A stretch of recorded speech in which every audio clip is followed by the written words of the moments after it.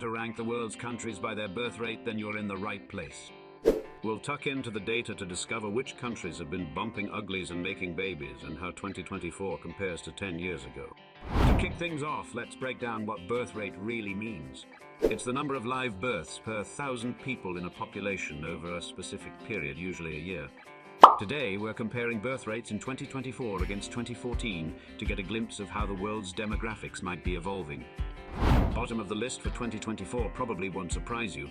Ukraine's birth rate is just 5.8 births per 1,000, and it's the only country under 6. Back in 2014, their birth rate was up at 9.5, showing how conflict affects a country in many different ways and will have an impact for decades to come. Japan follows closely with a birth rate of 6.9. They're still grappling with economic pressures that discourage couples from expanding their families. Meanwhile, Spain, South Korea, and Italy are all around the 7 mark, with Spain witnessing a trend toward delayed family formation due to individuals prioritizing education and personal goals. Back in 2014, Spain's birth rate was at 10.1, representing a dramatic drop in the last 10 years. Now we move to Greece, where a poll once declared them the world's most passionate nation. Despite their hot-blooded reputation, their birth rate is a modest 7.5. Germans, on the other hand, seem to be hosting their own bedroom Olympics, increasing their birth rate from 8.3 in 2014 to 9.0 today. In 1979, China's population was rapidly growing, and the Chinese Communist Party government sought to curb population growth to ensure sustainable economic and social development, introducing a one-child-per-family policy. China bid farewell to its notorious policy in 2016, moving to a two-child policy instead. However, surprisingly, this shift has led to a decrease in their birth rate from 12.2 in 2014 to 9.7 today. Canada is our lowest-ranked North American country at 10.1, down just 0.1 from 2014. The Finns are just above them at 10.3, and following not far behind are their Scandinavian neighbours Norway with 10.4 and Dutch cousins at 10.5. Armenia, Sweden, the UAE and UK are all at 10.8. 10 years ago, the UAE was at 15.7, which would suggest that the increasing numbers of migrant labor that moves there for work isn't simultaneously settling down to have a family there. I'll put on screen the first 50 countries we've covered so you can see for yourself if I haven't covered your country in detail. The values on the left are today's birth rates, and the values on the right are from 2014. France has seen a drop of almost 2 points in the last 10 years and now sits at 10.9. But the biggest drop is our Irish friends. Back in 2014, the birth rate in Ireland was 15.5, but it now sits at just 11.3. Ireland has seen itself mature into the European headquarters for some of the world's biggest companies like Google and Apple in recent years. This highly skilled workforce seem to be delaying their family life in favor of maximizing their careers. It represents the biggest drop in Europe and could be seen as alarming given a declining birth rate, which, if sustained over a long period, can lead to an aging population. A demographic imbalance can have social and economic implications, such as an increased dependency ratio. This means there's more elderly people relative to working age in a population which, over time, will strain social welfare systems. A country with a famously strong welfare system is the Danes, and they've seen an increase over the last 10 years, increasing to 11.3, which is a situation which can't be said for Azerbaijan, which has dropped a colossal 5.7 from its 2014 height of over 17. This is driven by a period of sustained population growth in a post-Soviet era before a stabilization and subsequent decline we're seeing today. The USA experienced a drop to 12.2, while Australia has maintained its 2014 level. Whilst we're on the subject of Australia and the USA, you might like these other videos from the channel where we explore 100 amazing facts about each of these two countries. Now let's shine a spotlight on Saudi Arabia and Mexico, both hovering around the 14 mark but witnessing alarming drops over the past 10 years.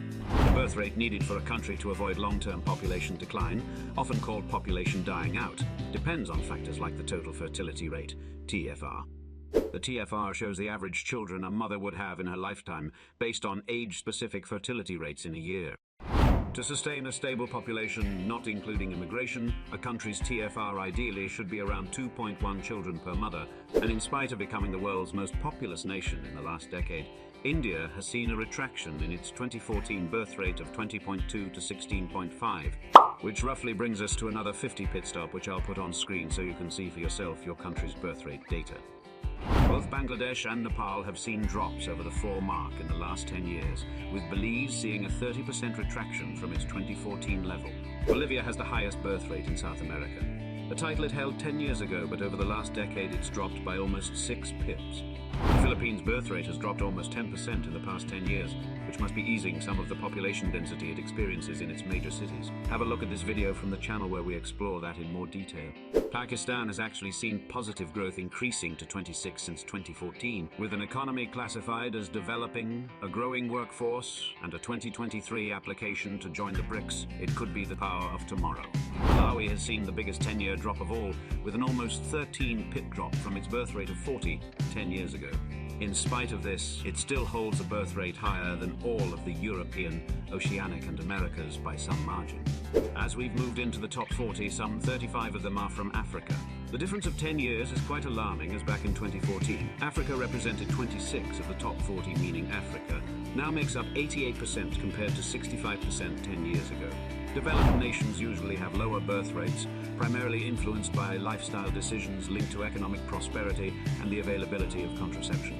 Many of these countries are witnessing declining birth rates, often termed as low fertility or below replacement fertility. Factors contributing to this include enhanced educational and career opportunities for women, postponed marriage and childbearing, economic instability, and evolving societal norms. The big question is whether any of this can be reversed, or if what we call the developed world is on a slow, irreversible decline. We'll look into this later in the video.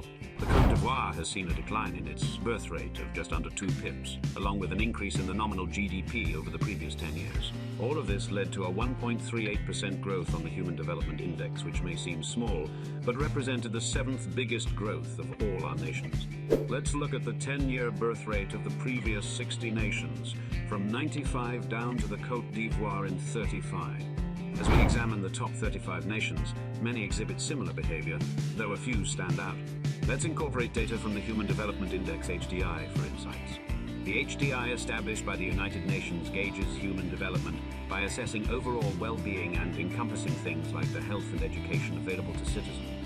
Both Burkina Faso and Congo have seen a decline in their birth rates of over 10 pips since 2014.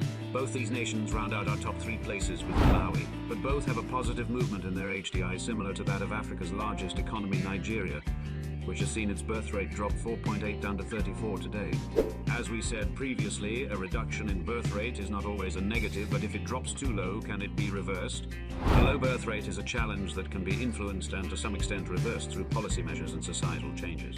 Governments and societies often adopt strategies to boost birth rates due to the significant implications of low fertility on a population aging, labor dynamics, and economic growth. Implementing policies that support work-life balance, such as paid parental leave, affordable childcare, and flexible working arrangements, can make it easier for individuals to balance work and family life. Additionally, offering financial incentives like tax breaks and subsidies for families with children can help ease the financial burden associated with raising kids. Addressing housing affordability issues is also crucial, as high housing costs often impact family planning decisions as more people need more housing. But all of this costs money, so governments weigh up either investing now, benefiting their country in the future, but not their current governance, or do they spend the money elsewhere, leaving the issue to be addressed when it becomes a problem that isn't theirs, just like the climate change issues we see today?